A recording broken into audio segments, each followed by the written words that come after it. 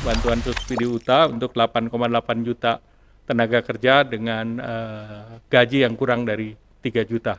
Pemerintah kembali memberikan bantuan subsidi upah di tahun ini dengan beberapa ketentuan. Namun, bantuan ini hanya diberikan kepada pekerja dengan gaji di bawah 3 juta rupiah.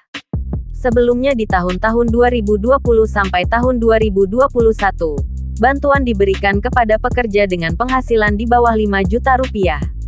Menteri Koordinator Bidang Perekonomian, Airlangga Hartarto menuturkan, bantuan akan diberikan kepada 8,8 juta pekerja.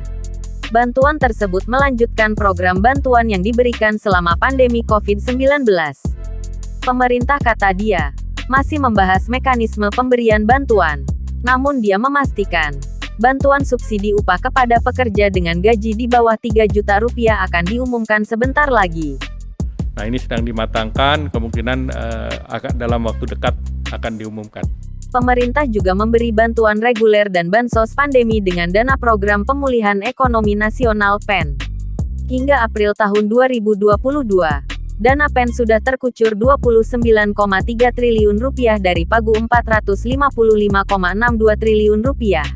Ini tadi sampaikan bahwa per April realisasinya 29,3 triliun atau 6,4% dari alokasi 455,62.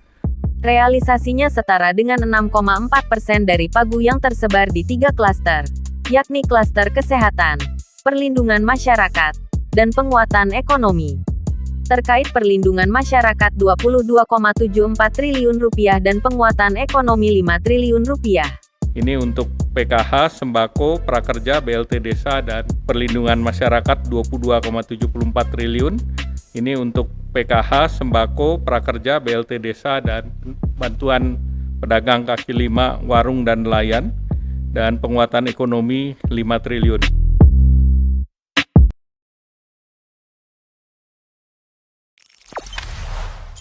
Jangan lupa subscribe, share, komen, dan like ya!